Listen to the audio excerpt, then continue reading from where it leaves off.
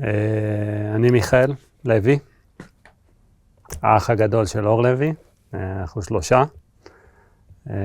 אור הוא הקטן, אני הבכור. יש בינינו את טל, שהוא בן 35. יש את מיכאל שלפני השביעי לאוקטובר, ויש את מיכאל שאחרי השביעי לאוקטובר. ממש לא אותו בן אדם. זהו, מבחינתי כל הסיפור התחיל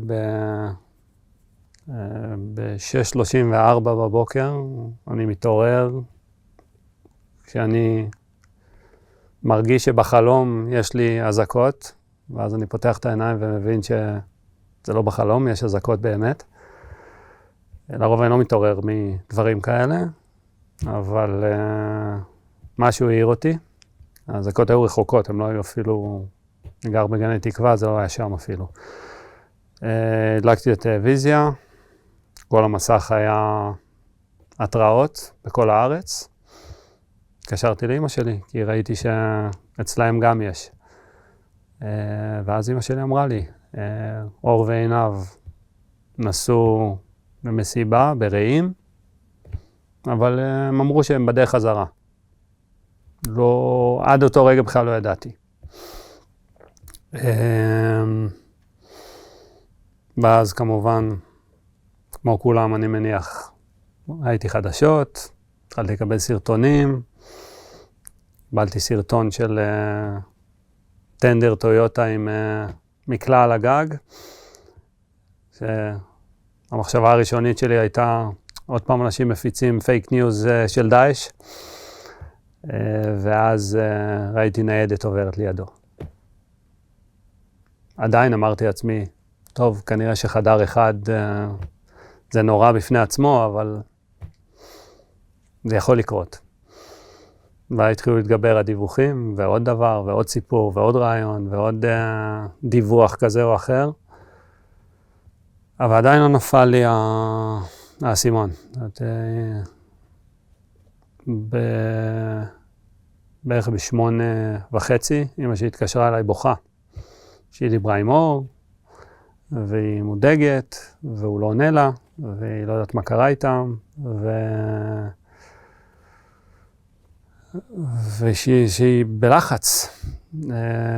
ואני עוד אמרתי לה, אמא די עם השטויות. את סתם בלחץ, סתם מכניסה עצמך דברים לראש, הם בדרך חזרה, אמרו לנו שהם בדרך חזרה, הכל בסדר, ותכף הם התקשרו, בטח נפלו הקווים. ובאותו רגע עדיין לא חשבתי שקרה משהו. היה איזשהו סדק קטן, נכנסתי לוואטסאפ לראות מתי הם נראו לאחרונה, ראיתי שהאור נראה ב7:39, טוב, כנראה שמה שאמרתי לאמא שלי נכון. המשכתי לראות חדשות, המשכתי לראות להתחיל לשמוע את סיפורי הזוועה שהתחילו לצאת, ואנשים בוכים שיבואו להציל אותם. ואז בערך ב10:15 קיבלתי טלפון מדוד שלי. תגיד, שמעתם משהו על אור? אמרתי לו, לא. באמת שלא. אני לא דיבר עם אמא שלי בערך ב20:40, אבל מאז לא. ואני זוכר שניתקתי את הטלפון, ואמרתי לעצמי, אפילו לא אמרתי לעצמי, הרגשתי שקרה משהו. הרגשתי באותו רגע, ההרגשה הזאת בבטן שמשהו נורא קרה, ומאותו רגע, זהו. מאותה נקודה התחלתי כמעט באובססיביות לנסות להבין מה קרה. טלפונים לכל הבתי חולים כמה פעמים בשעה. ראיתם מישהו שמתאים לתיאור של אור או של עינב. התחילו לצאת רשימות מהמסיבות. פה אקסל ושם עוד איזה מישהו פרסם איזה פוסט בפייסבוק או באינסטגרם או בכל מקום אחר. אני מחפש את השמות והם לא שם.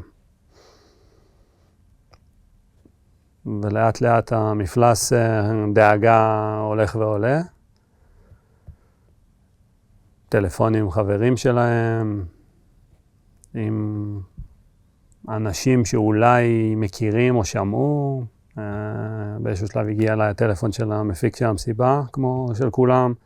שלחתי הודעה, התקשרתי, אנשים ששמעו דברים וניסיתי לתקשר איתם. אבל באותו רגע עד הלילה לא ידעתי כלום. זאת אומרת, לאט לאט התחילה לחלחל ההרגשה שמשהו קרה,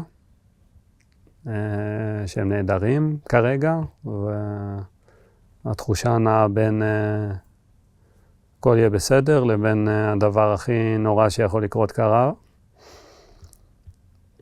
ואיכשהו, כנראה שהלכתי לישון מתישהו, אני לא זוכר שישנתי, וגם אם כן זה היה פרקים של חצי שעה פה, חצי שעה שם. ואז קמתי בבוקר, זה היה קצת יותר מידע, ואיכשהו התחלתי לצרף חלקים של הפאזל. כל פעם עוד פרט מידע, והם היו כאן והם היו שם, ומישהו העלה סטורי שפתאום ראו אותם, ותמונה שהכי צילם שרואים בה הרבה אנשים בתוך המיגונית שהם היו בה. ולאט לאט, בלי לרצות אפילו, הקמתי סוג של חמ"ל, בהתחלה עם עצמי, ואז פה דוד שלי הצטרף ועזר, ופה מישהי שעובדת איתי הצטרפה ועזרה, והוא שמע משהו ושלח לי, ועוד מישהו שמע משהו ושלח לי, וסרטונים, ודברים שכנראה אני אצטער שראיתי. עד שהגיע אלינו איזשהו סרטון שרואים אותם בתוך המיגונית. ומשם והלאה התחלנו ממש להרכיב פאזל אמיתי של מה קרה מאותו רגע. כולל לשבת פריים על סרטונים ולראות, לנסות לזהות מספרי רכב וככה להגיע למי היה שם, ואז להגיע לניצולים שיצאו משם, והיה ציור על המיגונית. והיה כתוב שם נתרם על ידי, והגעתי גם לצייר שצייר על המיגונית הזאת, כדי להבין שיש מיגונית, איפה המיגונית הזאת, והאם יש אחת כזאת או יותר. ומאותו רגע כל הסיפור נבנה. זאת אומרת, היום אני יודע בדיוק מה קרה שם, או עד לנקודה מסוימת. לי אישית, זה הסוג של הצלה, נקרא לזה, כי החלק הכי נורא זה או לדעת, למרות שלא ידעתי רשמית שום דבר 8 ימים, יותר נכון. אחרי 4 ימים הבנו שעינב נרצחה, ורק אחרי 8 ימים הבנו שאור נחטף. את הסיפור שלהם אני מספר פחות או יותר מאז. זה רצף של... בהתחלה קראתי איזה חוסר מזל, היום אני קורא לזה גורל, כי היו כל כך הרבה אימים של אם הם לא היו עושים ככה, ואם לא עושים ככה, ואם הם היו עוצרים פה, ואם הם היו נוסעים לשם, עד שהבנתי שזה לא, א', לא תורם לי, וב', מה שצריך לקרות כנראה קורה. הם הגיעו למסיבה ב-6:20 בבוקר. אין יותר מזל רע מזה כנראה. השאירו את אלמוג, הבן שלהם, אצל ההורים של עינב. נסעו למסיבה. יצאו ב-5:20 בערך מהבית. והגיעו שם ב-6:20. ממש כשהם הגיעו, הם הבינו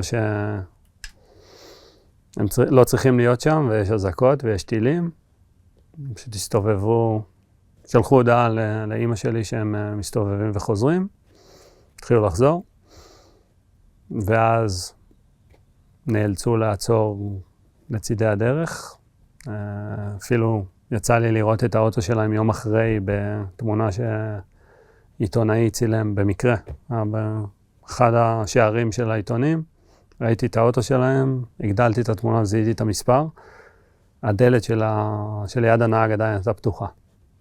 שתעצרו את האוטו וברחו לתוך מיגונית. היום היא המיגונית כנראה הכי מפורסמת, או ידועה לשמצה שהייתה באירוע הזה, אבל אז היא הייתה מיגונית רנדומלית מבחינתי. בכלל לא ידעתי, אני לא מכיר את האזור מי יודע מה, לא באמת ידעתי איפה זה, מה קרה, איפה בדיוק הם היו, הייתה מסיבה אחת, היו שתי מסיבות, לא, כל הדבר הזה למדתי לאט לאט.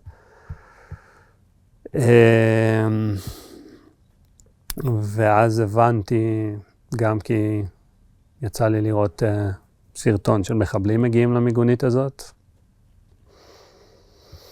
זורקים לתוך הרימונים, עוד אחד ועוד אחד ועוד אחד, חלקם נזרקו החוצה תודות לגיבור, כמו הנר שפירא, זיכרונו לברכה. ולפחות אחד מהם התפוצץ בפנים. אני עוד לא מדבר אפילו על העובדה שהפחדנים ירו לתוך המיגונית כדי למנוע מהם לזרוק את הרימונים החוצה. בהתחלה נמנעתי מלראות את הסרטון הזה, ובסוף הבנתי שהמטרה שלי למצוא אותם, אז אני אתגבר על מה שמפריע לי ואתמודד עם הכל אחר כך. אחר כך גם הגיע סרטון של חטיפה, מתוך אותה מיגונית. רואים בה 3 שנחטפו. סרטון מאוד גרפי ומאוד קשוח. שם דברים שאני כנראה לא אשכח. לא יודע אם צריך לשכוח, אבל זה חלק מזה. לצערי, מתוך ה-29 אנשים שהיו בתוך אותה מיגונית, היחיד שלא ידעתי בוודאות מה קרה לו זה אור. וזה היה ככה במשך 8 ימים. הקנו את הטלפון שלו, הקנו את הטלפון של עינב. אצל עינב הבנו קצת יותר מהר מה קרה. ואז הייתה הלוויה שלה ביום חמישי. והיה נורא.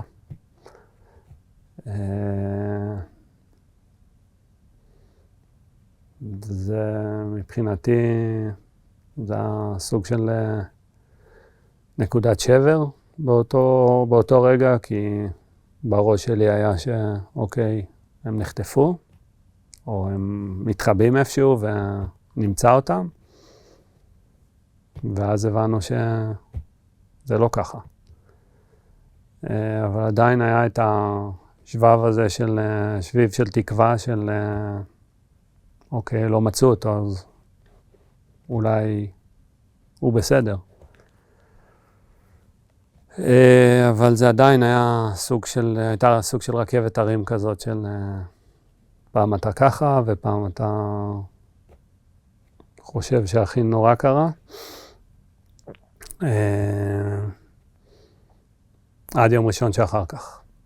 קיבלתי טלפון מקצינה שאז עוד לא ידעתי מי היא. שלום, מדברת מאיה. נסה לתפוס את ההורים שלך. רצינו לבוא להגיד לכם את הבשורה שחיכיתם לה. בראש שלי היה, וגם אמרתי את זה. איזו בשורה? יכולות להיות כמה. מעשה אמרתי, יכולות להיות 2. היא לא כל כך רצתה להגיד לי בטלפון. אני התעקשתי. ובסוף היא אמרה לי שאור נחטף. באותו רגע,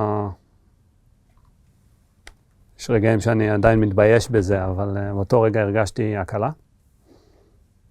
של איך יכול להיות שאתה שמח, שאח שלך נחטף, ושהוא אצל מפלצות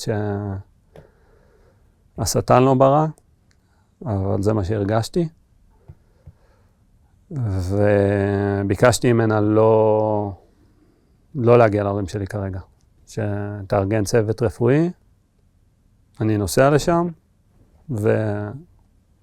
וכשאני אומר לה, הם יכולים להיכנס. ונסעתי, לא זוכר את הדרך, כי פשוט טסתי לשם, משהו כמו 25 דקות נסיעה, לדעתי הגעתי ברבע שעה. נכנסתי הביתה, ניסיתי למצוא סיטואציה שההורים שלי יושבים יחד, זה לא כל כך הלך. ניסיתי למשוך זמן, לגרום לאמא שלי להגיע לסלון, לאבא שלי להגיע לסלון. אמא שלי שאלה אותי, אתה רוצה להגיד לנו משהו? מה קרה? באיזשהו שלב אמרתי לה שהוא נחטף, ואז הלכתי לאבא שלי ואמרתי לו, נורא חששתי. אבא שלי אחרי 2 התקפי לב, אחרי אירוע מוחי, לא כל כך ידעתי איך הוא יגיב. לשמחתי, גם הם הרגישו את אותה הקלה כנראה. אז זה היה, לפחות זה ירד ממני. ואז הגיעה קצינה, ביחד עם 2 עובדים סוציאליים, ופרמדיק ורופא. בשלב הזה כבר הבנתי שכנראה אין צורך בהם, אבל עדיף שיהיו. ואז סיפרה לנו באופן רשמי, אמרה שאין לה יותר מדי מידע מעבר לעובדה שהוא נחטף. למעשה אני חושב שלי היה יותר מידע באותה נקודה. ומאותו רגע זה מה שאני עושה. אני מסתובב בכל מקום שרק מוכן לקבל אותי. הייתי ב4 משלחות שונות בחודש, ב4 מדינות שונות. צריך לפגוש אנשים שבשום סיטואציה לא חשבתי אי פעם בחיי שיצא לי לפגוש ולדבר עם האפיפיור ועם ראשי ממשלה ושרים ודיפלומטים ועיתונאים ולשבת באולפנים של CNN במנהטן ודברים שאם הייתי מסתכל על זה מהצד הייתי אומר לעצמי רגע עברת מלא חוויות. לי זה מרגיש שאני חי חיים של מישהו אחר. זאת אומרת, יש אותי ויש מישהו אחר שחי את המציאות ההזויה הזאת. ובמקביל מנסה לחיות את החיים שלי עם אישה ו3 בנות שמושפעות מזה לא פחות ממני כנראה, אולי יותר. הורים לא תמיד אני מזהה אותם כבר.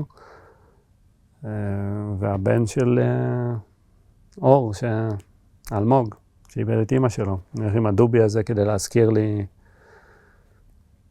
למה אני עושה את מה שאני עושה, וגם כשקשה לי, אז יש מישהו שטיפה יותר קשה לו, שאני חייב לא את זה.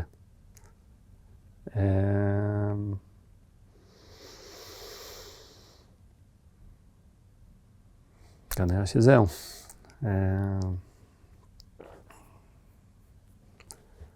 אני חושב שהדבר היחיד שחשוב לי שאנשים יבינו, זה א', זה 2 דברים. א', זה אנשים אמיתיים. עם משפחה, ואנשים שאוהבים אותם, וחלומות, וילדים, והורים, ואחים, וסבים וסבתות. ונורא קל לשכוח את זה. רואים, כולם נוסעים, או מדליקים את הטלוויזיה, ורואים תמונות, ואומרים, טוב, בסדר. כולנו מכירים את זה. אבל נורא קל לשכוח את מה קורה אחר כך, ומה יש מאחורי הקלעים. כמו שכולם, שהיה בעסקה, שהשתחררו חטופים, וכולם נורא שמחו, ופסטיבל גדול, והיה מדהים בעיניי, כן? אני לרגע לא חושב שאנשים לא צריכים לשמוח, אבל מבחינת כולם זה היה טוב, הם חזרו, נגמר הפרק. האנשים האלה רק התחילו. אף אחד מהם לא ביקש להיות מפורסם, אולי חלק רצו, אני לא יודע, בטח לא ככה. אף אחד מהם לא ביקש את התשומת לב הזאת, אף אחד מהם כנראה לא רצה שכל העולם יראה אותו ברגעים הכי קשים שלו, וההתמודדות שלהם ושהמשפחה שלהם התחילה רק אחר כך. וההתמודדות של המשפחות שלנו, שלי, באופן אישי, היא יום-יום. מה זה לשמוע מהבת שלך בת 6, שהיא לא רוצה לחשוב על זה כי זה עושה לה עצוב, ושהיא לא רוצה ללכת לבית ספר כי היא מפחדת שיקרה לי ולאמא שלה משהו, והיא רוצה להיות לידינו. ושהיא מבינה שפתאום אבא ואמא יכולים להיעלם ביום אחד. זה הסיפור האמיתי פה. הוא יחזור, אני יודע שהוא יחזור. אבל הסיפור האמיתי הוא מה יהיה אחר כך. אני חושב שאחת הסיבות שאני רוצה שהעולם ישמע על זה כמה שיותר, גם בישראל וגם מחוץ, בעיקר מחוץ.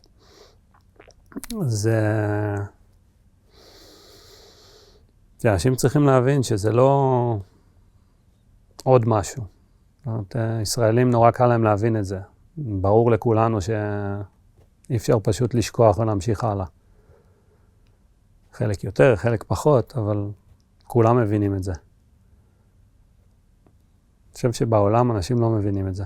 הם לא מבינים שזה לא עוד מלחמה קטנה בין ישראל וחמאס, חיזבאללה, פלסטינאים, לא משנה מי. זה משהו שדור שלם יחיה איתו כל החיים, וכנראה גם הדור הבא, וכנראה גם הדור שאחריו, ועוד ידברו על הדבר הזה הרבה מאוד שנים. ואי אפשר פשוט לחזור ולחיות כמו שאנחנו, שהכל יהיה כמו בעבר. זה שינה אותי בטוח, אבל זה לא שינה רק אותי. זה שינה את כל המדינה.